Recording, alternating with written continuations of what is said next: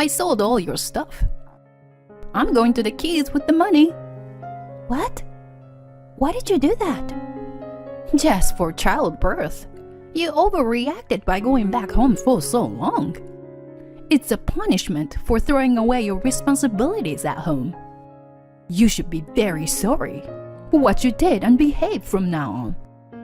My mother-in-law showed me the $100 bills she must have gotten from selling my personal belongings and smirked at me. After a difficult pregnancy, my baby was finally born.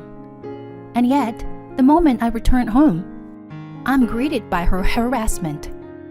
Do I have to live in this hostile environment for the rest of my life?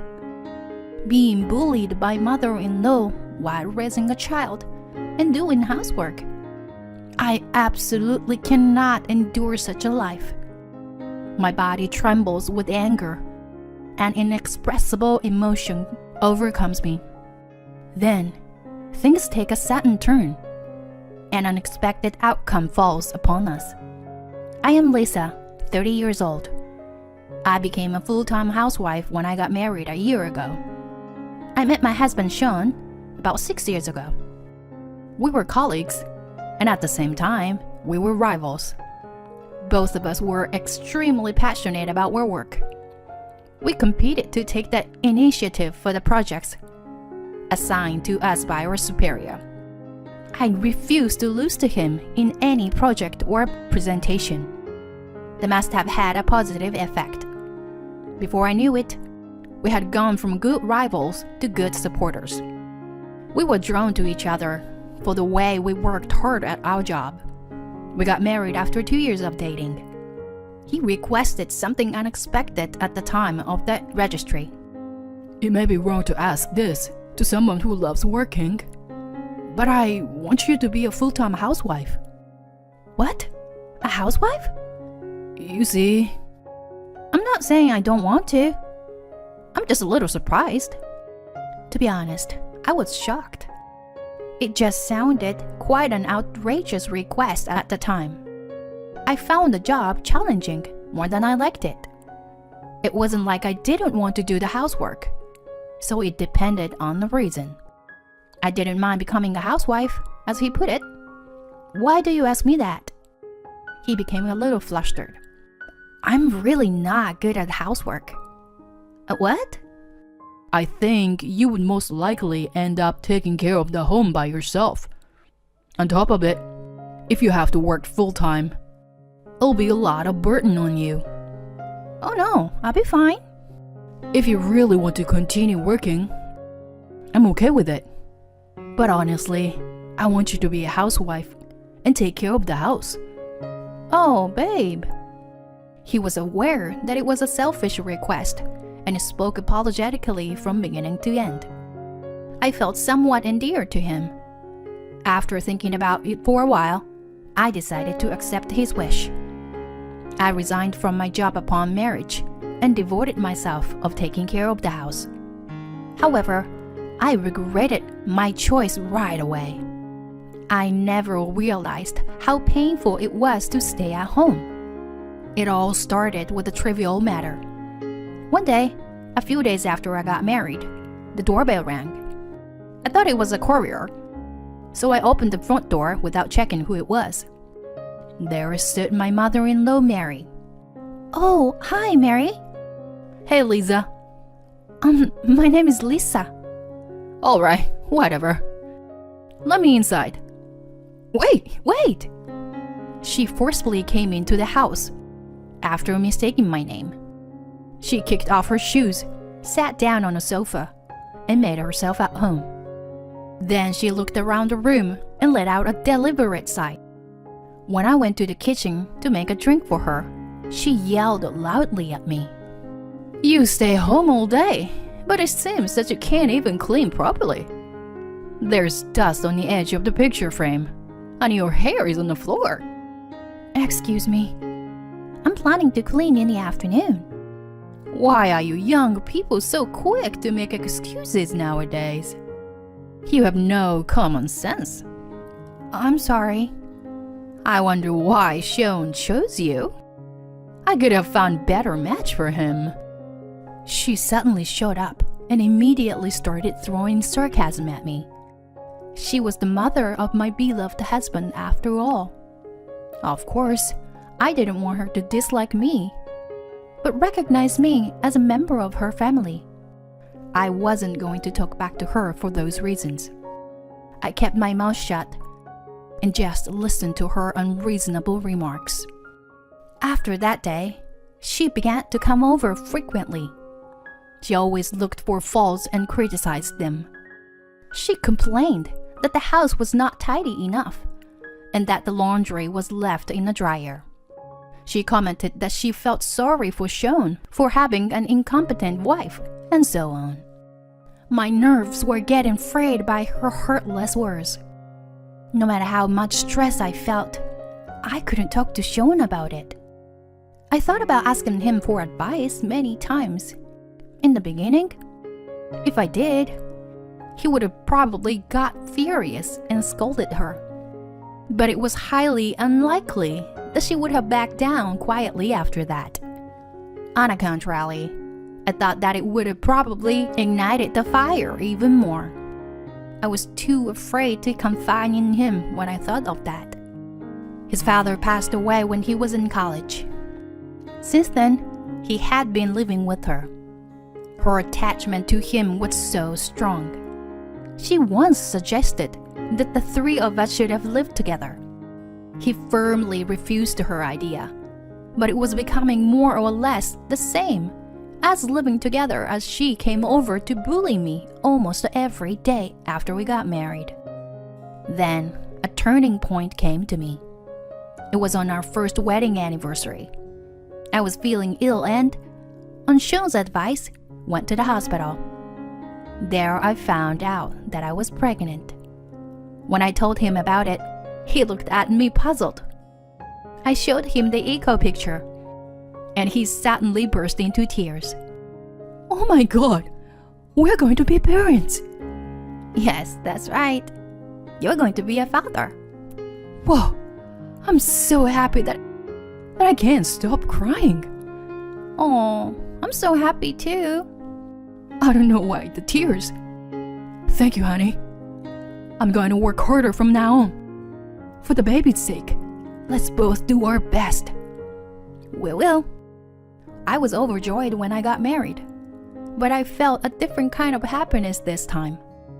To have a new life in my belly with the person I loved was much a mysterious and blissful thing. At the same time, a new concern arose. It was Mary, who regularly visited me without an appointment. When she happened to come over, I was so nauseous that I had to run to the bathroom. Of course, this was a symptom of morning sickness, not an illness. She guessed something from the sequence of my actions and grinned at me as I came out of the bathroom. Are you pregnant? Oh, well, I knew it. Why didn't you tell me when you found out? I'm sorry, but I'm suffering from morning sickness right now. I was going to tell you when I was in the stable period. Oh, well, that's okay. But more importantly, I'm assuming it's a boy, right? Suddenly, I was asked an unexpected question, and my thoughts stopped. We haven't found out the sex yet, and it didn't even make any difference anyway, as long as the baby was born healthy. Her question sounded to have a hidden meaning that only a male baby was worthy of being born. We don't know the sex yet. Oh, I see. Well, one boy is enough for the successor. Raising a child costs a lot of money. By all means, have a boy and spend all your money on him. Well, as I said, we don't know if it's a boy. Shut up. Just have a boy. Otherwise, you are worthless. She opened the refrigerator with a giggle and grabbed the Jell-O for herself. Sean had bought it for me as I couldn't eat anything else. I felt an emptiness inside, more than anger, and I was left with an undescribable taste in my mouth. I sobbed quietly after she left. What was wrong with her? It didn't matter what sex the baby was, as long as it was born healthy. That was all that matters. I thought everyone thought that way. She had experienced childbirth and raising a child before me. How could she say such a thing without a care in the world? Then I was convinced. If I had to deal with her any longer, I would have driven myself crazy during the pregnancy. If I didn't do anything about it, I would have affected not only me, but also my unborn baby. It wasn't a typical thing to go back to one's parents for childbirth. However, I told Sean that I wanted to return home because I was too anxious about my first delivery and decided to leave at 7 months pregnant. Mary complained that it was ridiculous and that I was abandoning my responsibilities at home, but I was not going to take any risk. Sean readily agreed, so I packed up and went back to my parents in another town. He visited me regularly, while I received numerous spiteful messages from Mary every day. You lack a sense of responsibility as a wife. I feel sorry for your child for having an incompetent mother like you. Have a boy and come back as soon as possible. And so on. All the messages sounded like I was doing something wrong. I felt nauseated every time I saw them, so I turned off the message notification and stopped looking at them. A few months later, I gave birth to a long-awaited first child. It was a girl. She was so adorable that I didn't care about the gender. Sean seemed to feel the same way. He held her in his arms and shed tears of joy. Thank you, honey. Great job. I can't wait to welcome you guys back home. I'm looking forward to a new life together.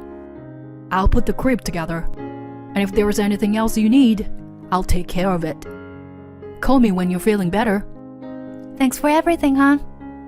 Sean's work was in the midst of its busy season. He was working overtime every day. Although we regularly had video calls, it seemed he was bringing work home, too. Unlikely, his business trip coincided with my return, and my father had to drive me home. It had been a few months. What was different from when I left was that I was holding my beloved baby in my arms. However, I felt something weird once I was in front of the house. Sean was supposed to be away on a trip, but I felt another presence inside. I opened the front door with trepidation, and sure enough, the door was unlocked and the living room light was on. I slowly walked down the hallway and peeked into the living room. To my surprise, Mary was there. "What are you doing here?" She turned around to my voice, and then smiled wryly and slowly approached me. It's been a long time, Lisa. You're really useless to give birth to a girl. Answer my question. Why are you in my house? There's a duplicate key under the pot at the front door. I haven't told Sean, but I've been coming here regularly. That's trespassing. What's wrong with a mother visiting her son's house? She smiled condescendingly and pointed to my room. By the way, I cleaned up your closet. For what? What do you mean? I sold all your stuff. I'm going to the kids with the money I made. She took out a wad of $100 bills and waved it in front of my face. When I went to check my closet, I found my jewelry box emptied and all my designer's bags gone. I guessed that the bills had come from the sales of my things. I went back into the living room and shouted at her. How dare you? Why did you take my things without my permission? Why? Of course, it's because I don't like you. You don't even work, but you have expensive stuff. That's why I sold them all. But how could you go to such length? Just for childbirth, you overreacted by going back home for so long. It's a punishment for throwing away your responsibilities at home. You should be very sorry for what you did and behave from now on. It was at the moment that my heart instantly shattered.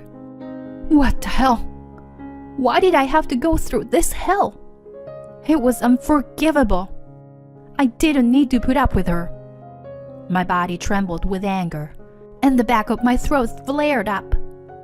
My vision distorted and her face, smiling fearlessly, crumbled. I was so enraged that I was about to scream my head off at her. At the moment, my daughter started crying, and I came back to myself. I could not stay there any longer. I opened the door to leave the living room with my daughter in my arms. Then I bumped into Sean, who had just returned home. He was full of anger. Honey, What the hell is going on? What the hell were you saying? his enraged voice startled not only me, but also Mary. She was probably more freaked out than surprised. Sweating profusely from her face, she rushed to his side. Sean, when did you get back? Just a few minutes ago. When I opened the front door, I heard your loud voice. Did you break into her house and sold Lisa's personal things? No, it's not what you think. I was just teaching her a lesson to be a good wife. You understand that, don't you? She gave birth to a girl. You must be upset too. What's wrong with the girl? Huh?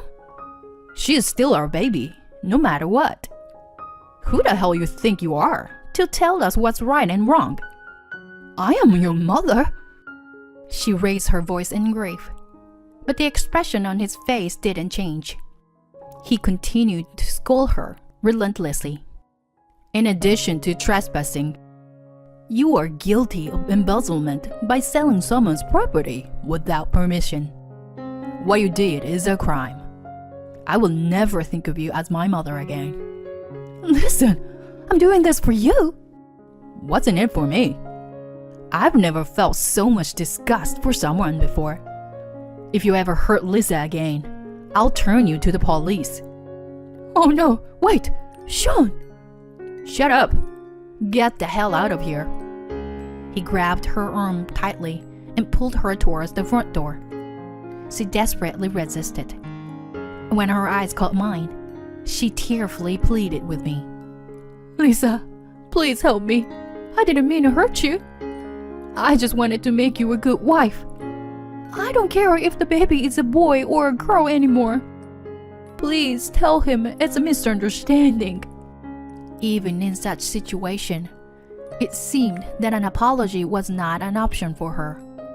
If only she would have apologized from the bottom of her heart, even just once, I would have thought about it. There was no way to save her at that point. I gave a death stare to the woman, who had conveniently begun to appeal to me. You don't care if it's a girl or boy? I don't need you to tell me that. An heir? What era do you think you live in? She was not born to be at your beck and call. I put up with your harassment for a long time, but I've had enough. I will never consider your family again. Don't even mention my name from now on. Even when we decide on the baby's name, we will never tell you. I won't even let you see her. I will not let someone like you, who enjoys stepping on people's hearts, touch her. Now, get out of here and stay the hell away from my family. As soon as I finished, Sean pushed her out the door and threw her bag onto the street. She must have been in great shock. She was crying and apologizing for an hour in front of the house. Of course, we did not react at all. We have completely severed our relationship with her since then. We never let her see our daughter, and when she visits us at home, we never let her in. The only contact we made was to demand compensation for selling my things. When Sean confronted her with the idea of suing her if she didn't pay up, She readily agreed. As a result, her small savings are running out. Now, she can no longer live on her pension alone and works as a cleaner. I don't think I will have anything to do with her again, under any circumstances in the future. Sean must have been prepared for that and cut off the relationship with her. We, on the other hand, are now living happily with the three of us. Now that Mary is out of the picture, I realize how happy I am to be able to spend ordinary days. I'm sure that we will encounter various difficulties in the future. I hope to overcome them with my husband, and sometimes with my daughter as a family of 3.